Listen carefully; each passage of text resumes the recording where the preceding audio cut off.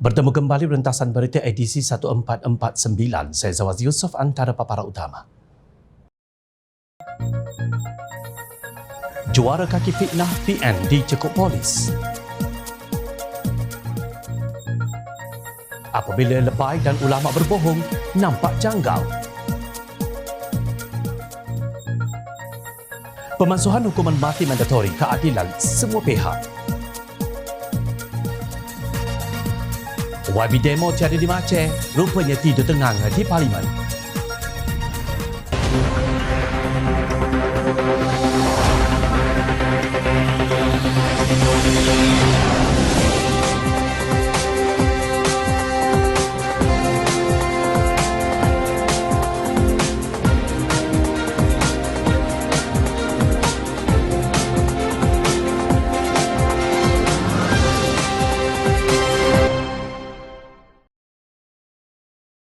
Assalamualaikum dan salam sejahtera. Polis Diraja Malaysia PDRM menahan aktivis Bersatu Badrul Hisham Shaharin yang lebih dikenali dengan panggilan Cik Gubat di tengah Kuala Lumpur malam tadi. Difahamkan penahanan itu dibuat di luar bangunan Ibu Pejabat PAS di Jalan Raja Laut dan telah disahkan Ketua Pemuda Perikatan Nasional Ahmad Fadli Syahari kepada media. Penangkapan Badrul Hisham itu dibuat menjelang Himpunan Selamatkan Malaysia yang dijadualkan berlangsung pada Sabtu ini. Bagaimanapun, Ahmad Fadli mendakwa ianya tiada kaitan dengan rancangan kumpulan pembangkang untuk berhimpun pada Sabtu ini yang juga merupakan sambutan Hari Malaysia. Sementara itu, Pengarah Jabatan Siasatan Jenayah Bukit Aman, Datuk Seri Muhammad Suhaili Muhammad Zin, berkata Badrul Hisham ditahan kerana gagal memberi kerjasama kepada siasatan polis dalam 6 kes yang berasingan. Katanya PDRM sudah memanggil Badrul Hisham beberapa kali untuk membantu siasatan selain mengeluarkan notis mengikut Seksyen 111 Kanun Prosedur Jenayah. Beliau terima notis tersebut tetapi menyatakan keengganan untuk hadir. Justru pihak kami tak ada pilihan lain selain mengeluarkan waran tangkap, katanya semasa memberikan sidang media di Ibu Pejabat Polis Dan Wangi malam tadi. Muhammad Suhaili juga berkata 6 kes berasingan yang dirujuk kepada polis itu adalah berdasarkan laporan yang dibuat terhadap siaran TikTok Cik Gubat yang didakwa mengandungi kenyataan yang membawa kepada kerosakan awam dan unsur hasutan. Antara lain, katanya Cik Gubat mempersoalkan dakwaan double standard kerajaan dalam menangani isu berkaitan kaum, agama dan raja-raja Melayu. Terdapat banyak unsur fitnah dalam kenyataannya, kata Muhammad Suhaili.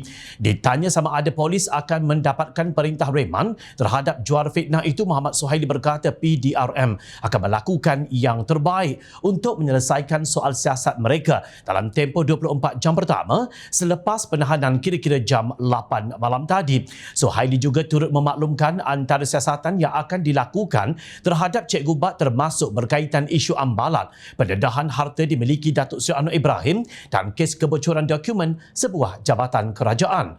Terdahulu, Ketua Penerangan Pemuda PAS Nazir Helmi ketika mengesahkan perkara itu kepada media berkata Cik Gubat ditahan ketika mahu menghadiri mesyuarat berkaitan perhimpunan tersebut. Pemuda PN turut mengumumkan Perhimpunan Selamatkan Malaysia akan diadakan Sabtu ini bagi membantah keputusan melepas tanpa membebaskan DNAA, Timbalan Perdana Menteri Datuk Seri Dr. Ahmad Zahid Hamidi, daripada tuduhan rasuah. Perhimpunan itu pada mulanya dirancang diadakan di luar pusat beli belah Sogo di Jalan Tuanku Abdul Rahman, Kuala Lumpur. Tetapi Ketua Pemuda PN Ahmad Fadli Syahari dilaporkan berkata mereka terbuka menukar lokasi di Bukit Bintang. Bagaimanapun, polis berkata pihaknya tidak menerima sebarang pemakluman untuk mengadakan perhimpunan itu. Namun difahamkan aktivis pembangkang itu selesai memberi keterangan kepada polis pada jam 2.15 pagi awal malam tadi.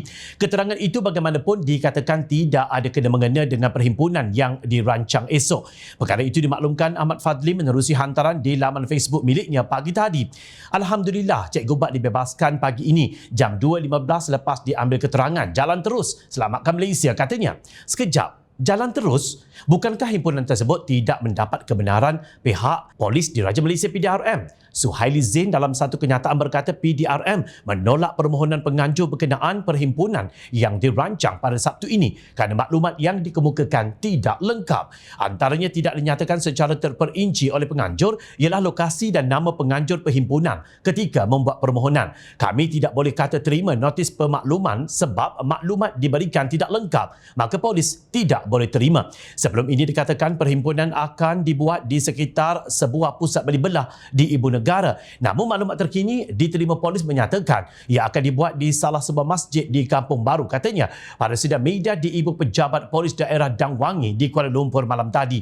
Muhammad Suhaili berkata ketenteraman awam sentiasa menjadi keutamaan PDRM sekaligus akan membuat persediaan sewajarnya jika perhimpunan itu dibuat. Adakah ia membawa makna bahawa himpunan yang bakal diadakan esok merupakan himpunan haram puak PN ini?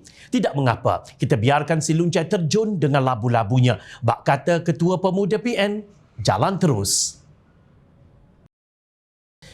Pengerusi Biro Undang-Undang Amanah Zulkarnain Luqman menyanggah kenyataan Presiden PAS Tan Sri Abdul Hadi Awang yang menyatakan tiada keputusan dilepas tanpa dibebaskan DNAA dalam sistem kehakiman Islam. Zulkarnain yang merupakan pengamal undang-undang berkata DNAA adalah berkaitan dengan aspek prosedur yang kebanyakannya diputuskan berdasarkan ijtihad semasa.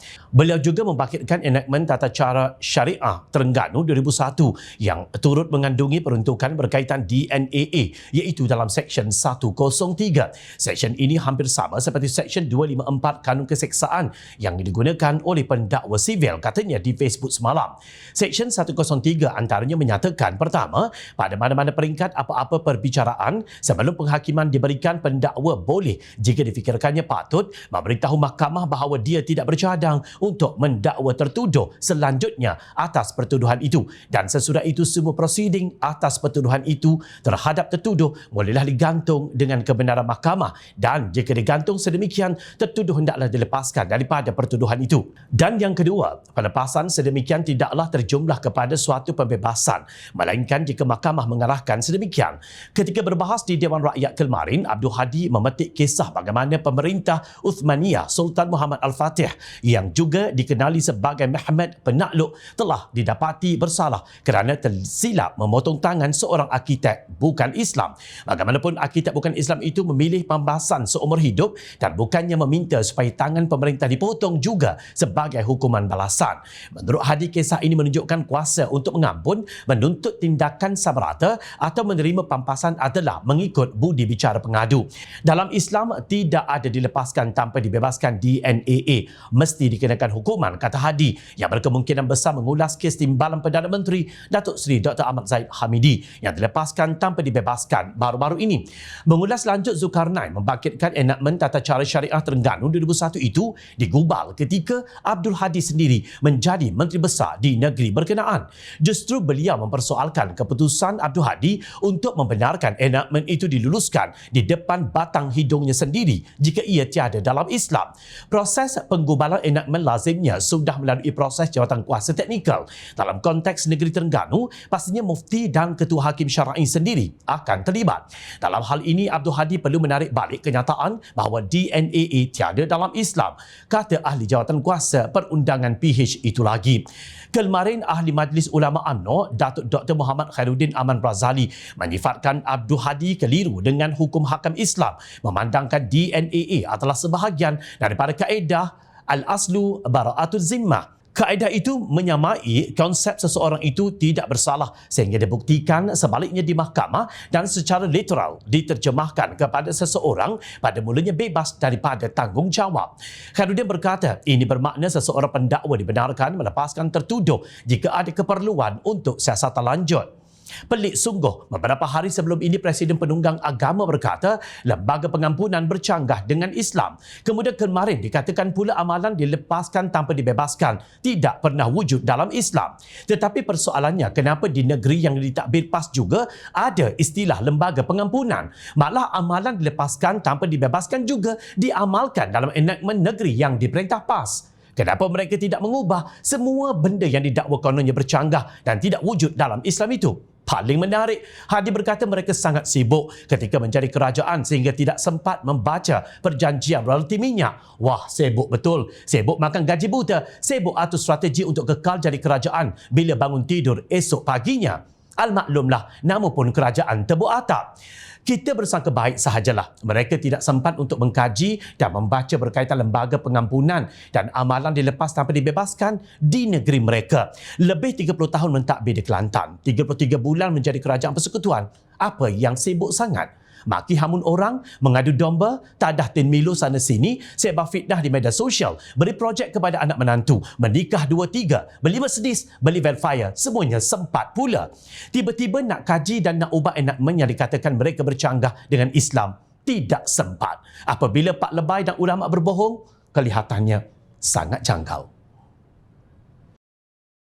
Bermula 4 Julai lalu, Akta Pemansuhan Hukuman Mati Mandatori 2023, Akta 846 telah dikuatkuasakan. Menurut Warta Kerajaan Persekutuan bertarikh 30 Jun yang disiarkan, Jabatan Pegawai Negara tarikh berkuatkuasa akta berkenaan ditetapkan Menteri di Jabatan Perdana Menteri, Undang-Undang dan Reformasi Institusi Datuk Seri Azalina Osman Said pada menjalankan kuasa yang diberikan oleh Subseksyen 1/2 Akta Pemansuhan Hukuman Mati Mandatori 2023, Akta 846, Menteri menetapkan 4 Julai 2023 sebagai tarikh akta itu mula berkuatkuasa. Menurut warta itu, pada 3 April lalu, Dewan Rakyat meluluskan Rang Undang-Undang RUU Pemansuhan Hukuman Mati Mandatori 2023 yang antara lain bertujuan memansuhkan hukuman mati mandatori, mengubah hukuman pemerjaraan sepanjang hayat dan sebatan. Melalui undang-undang itu, Mahkamah mempunyai budi bicara untuk menjatuhkan hukuman mati atau pemenjaraan bagi tempoh tidak kurang 30 tahun tetapi tidak melebihi 40 tahun.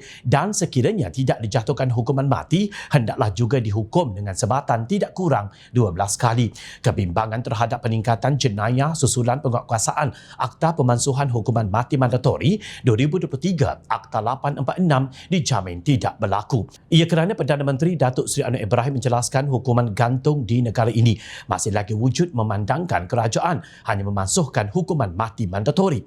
Tiada kebimbangan, hukuman gantung masih ada tetapi ia tidak diputuskan dalam undang-undang secara automatik.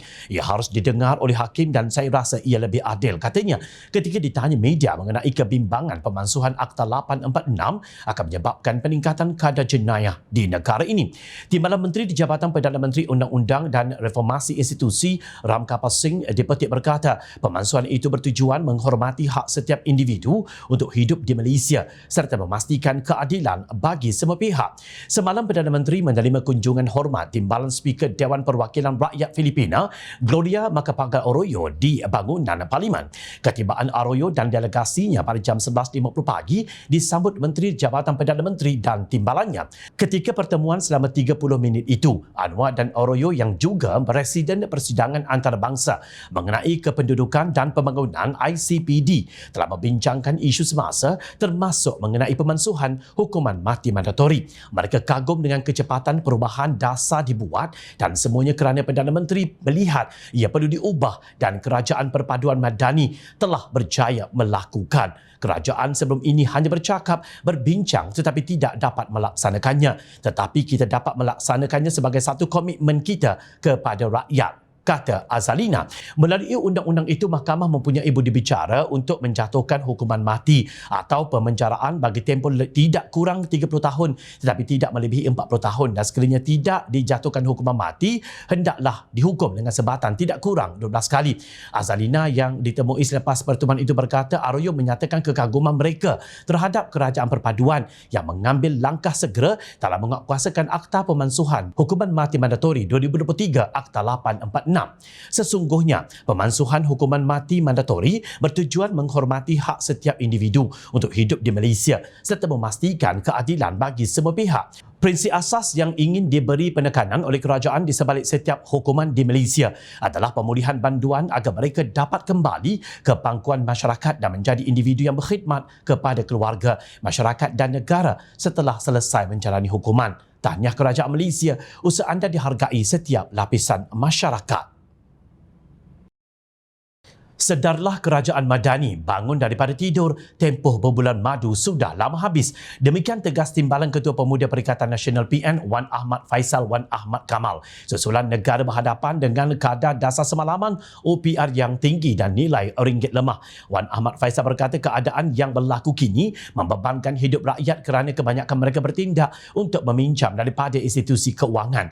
Saya ingat lagi pada 6 Jun 2023, Perdana Menteri Datuk Seri Anwar Ibrahim dengan angkuh menyuruh pembangkang menerima kenaikan OPR, kononnya akan memperkukuhkan nilai ringgit. Namun setelah beberapa bulan membebankan rakyat dengan OPR pada 3%, nilai ringgit semakin teruk. Sebelum itu, pada pertengahan Jun 2023, Anwar mengumumkan langkah mengatasi kejatuhan ringgit. Realitinya, ringgit masih ditakut lemah, katanya, menerusi satu hantaran di laman sosial Facebook semalam. Menerusi hantaran itu juga, beliau turut membandingkan sewaktu pemerintahan Perikatan Nasional PN, ekspor domestik adalah melebihi daripada import negara. Bagaimanapun, Wan Ahmad Faisal memaklumkan kini ekspor domestik kurang daripada import negara bermula Januari 2023 hingga Julai 2023 untuk setiap bulan. Dalam pada itu, beliau berkata kelemahan ringgit dan ekspor domestik bukan sesuatu yang mengejutkan jika kos sara hidup melambung. Justru kerajaan mesti bekerja dalam mod kecemasan. Jangan berdolak-dalik lagi. Orang Melayu sudah memberi amaran dengan menolak Pakatan Harapan PH dalam pilihan raya 6 negeri baru-baru ini. Ujarnya, bukan main lagi Wan Faisal kononnya mengejutkan orang daripada tidur sedangkan beliau sedang ternganga berdengkur. Persoalannya, adakah mereka melihat para menteri kerajaan perpaduan ketika ini sedang berbulan madu? Kenapa tidak dipertikaikan tentang mereka yang berbulan madu selama 33 bulan sebelum ini ketika menjadi kerajaan? Apa yang dibuat sehingga rakyat kebeluran? Berpuluh ribu meninggal kerana COVID-19. Perniagaan gulung tikar, para pelabur lari ke negara jiran. Rakyat kibar bendera putih, malah beratus orang membunuh diri. Di mana kerajaan Perikatan Nasional ketika itu?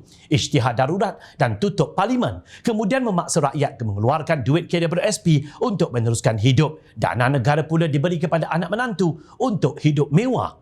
Beberapa hari sidang khas parlimen diadakan, kelihatannya wakil daripada blok pembangkang menjadi topik hangat dan bahan ketawa dalam kalangan rakyat. Sedakah Wan Ahmad Faisal bahawa dirinya telah tular tidur ternganga sewaktu pembentangan kajian separuh penggal KSP, rancangan Malaysia ke-12 RMK-12 baru-baru ini. Kemudian bangun tanpa membasuh muka, menuduh orang lain sedang enak berbulan madu. Di mana anda ketika pembentangan berlangsung? Di langit ketujuh atau sedang di belai bidadari? Turut mengikut jejak Bimbo dan Tintong Wan Faisal, Ahli Parlimen Ketereh, Major Jeneral Bersara Datuk Khair Mohamad Noor dengan selamba meminta Perdana Menteri Datuk Seri Anwar Ibrahim berlaku adil kepada semua ahli parlimen tanpa mengira parti yang diwakili. Menerusi satu video dimuat naik di TikTok, Khair dalam satu sidang parlimen beberapa hari lalu berkata peruntukan untuk semua ahli parlimen harus diserahkan kepada mereka, perlu menggunakan wang yang banyak untuk kawasan masing-masing. Mendakwa pusat khidmatnya gagal beroperasi kerana ketiadaan peruntukan. Beliau juga mengaku terpaksa menggunakan wang sendiri setiap kali menzahari kematian atau menghadiri majlis perkahwinan. Pusat khidmat saya tak boleh beroperasi kerana saya tak boleh nak sewa. Saya tak boleh nak bayar gaji. Saya pergi melawat orang mati pun satu hari mati 5 ke 7 orang. Penduduk kawasan saya 300,000 lebih. Saya kena bagi sedekah guna duit saya sendiri. Saya harap Yang Amat Berhormat Tambun dengar apa saya cakap ni. Tolong consider. Orang sakit saya kena pergi melawat. Orang yang kahwin saya kena pergi melawat. Jadi duit mana saya nak pakai? Katanya. Kenyataan separuh masa akhir itu seperti dijangka mengundang kecaman. Malah ramai tidak menyangka seorang bekas pegawai kanan Angkatan Tentera Malaysia ATM memiliki pemikiran sedangkal itu. Bekas Panglima ATM cakap sedemikian. Adalah amat memalukan seorang pemimpin boleh mengeluarkan kenyataan sebegitu. Sementara itu, Presiden PAS Tan Sri Abdul Hadi Awang telah mencuri tumpuan apabila mendakwa kegagalan Kerajaan Perikatan Nasional PN menguruskan royalti minyak ialah kerana mereka sering diganggu kerengga yang cuba menjatuhkan kerajaan. Video sidang terbabit yang dimuat di akaun TikTok TV Selangor setakat ini sudah menerima lebih 58,000 tontonan dan 836 komen dengan majoriti mengecam jawapan yang diberikan ahli parlimen marang berkenaan. Jawapan Hadi tersebut bukan sahaja menggelikan hati, malah kelihatan jauh sangat daripada cerdik. Kepada rakyat Terengganu, anda boleh gunakan jawapan Presiden PAS itu jika anak cucu anda bertanya soalan tentang royalti minyak suatu hari nanti. Kerana jawapan itu sangat konkret dan bertaraf bijaksana. Kasihan YB Marang diganggu kerengga satu badan sehingga semua benda tak sempat dibuat. Hanya tahu makan gaji buta, isi poket dengan duit rakyat tanpa berbuat apa-apa. Kasihan juga dengan YB Ketereh, habis duit kena bagi sedekah, orang kahwin dan kematian. Bukankah tangan yang memberi itu lebih baik daripada tangan yang menerima YB? Oh ya, kasihan juga dengan pengundi dan rakyat yang diwakili YB Maceh atau Macang. YB tiada di pejabat kawasan. Rupanya sedang nyenyak tidur di sidang parlimen. Ingat YB, rakyat sentiasa memerhati. Jom Channel mengucapkan jutaan terima kasih kepada para penyokong dan kepada yang berminat untuk memberikan sumbangan bagi membolehkan kami meneruskan perjuangan menyampaikan berita yang benar. Sumbangan boleh dibuat melalui akaun bank yang tertera. Suara rakyat kami sampaikan demi negara tercinta. Teruskan bersama kami di Jom Channel untuk mendapatkan berita politik tanah air. Saya Zawazi Yusof, selamat menyambut Hari Malaysia. Assalamualaikum, salam sejahtera, jumpa lagi.